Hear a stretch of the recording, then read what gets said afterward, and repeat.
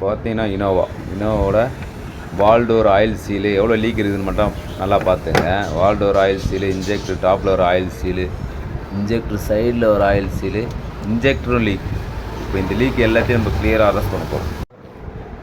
இப்போ ஃபஸ்ட்டு ஒன்று நம்ம என்ன பண்ணுறோன்னா, வால்டோர் மேலே அதாவது வால்டோர் மேலே வர இன்ஜெக்டர் ஒயரு எல்லா ஒயரையும் கட்டி ஃபஸ்ட்டு ஓர வச்சுருவோம்.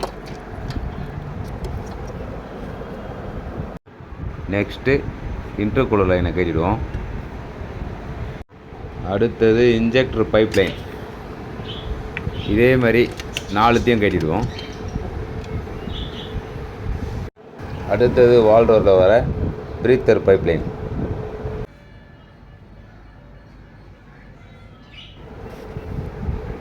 அடுத்தது வால்டோரில் இன்ஜெக்டருக்கு வர 4 ஆயில் சீலு, இதே மாதிரி 4த்தையும் கட்டிடுவோம்.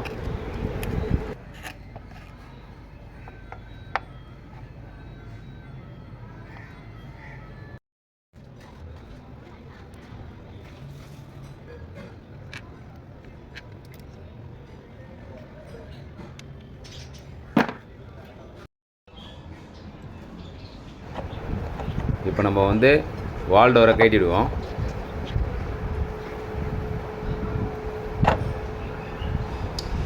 இப்போ இதை கைட்டி வெளியே எடுத்த பிறகு உங்களுக்கு க்ளீனாக காமிக்கிறேன் பாருங்கள்.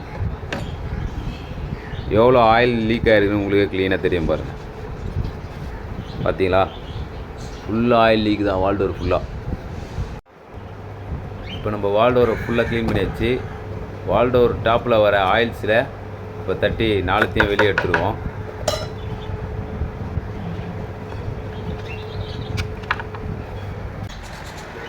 இப்போ நியூ ஆயில் சீலை ஃபிட் பண்ணிடலாம். இந்த ஆயில் சீலை ஃபிட் பண்ணுறதுக்கு ஆயில் சீலுக்கு ஏற்ற மாதிரி நம்பர் 36 நம்பர் பிட் எடுத்துருக்கோம். இதை கரெக்டாக வச்சுட்டு அப்படியே வால்டோரில் வச்சு ஒரு ப்ரெஸ் பண்ணிங்கன்னா அப்படியே செட் ஆகிடும்.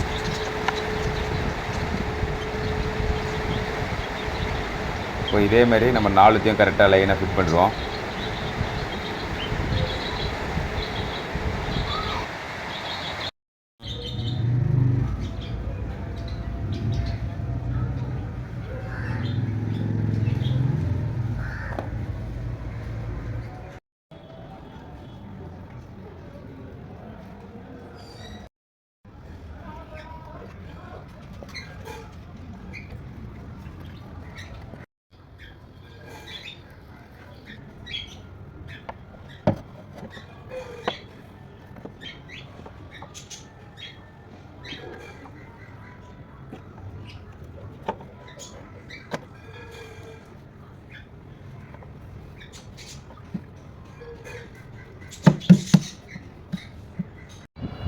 இப்போ நம்ம வால்டோர் ஃபிட் பண்ணியாச்சு. இன்ஜெக்டர் வர ஆயில் சீல் 4மே இதே மாதிரி லைட்டாக எடுத்து ப்ரெஸ் பண்ணிட்டா போதும். கொஞ்சம் டைட்டாக ப்ரெஸ் பண்ணிட்டா கரெக்டாக செட் ஆகிடும்.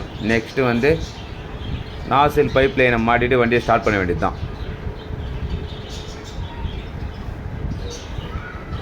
Okay, ton.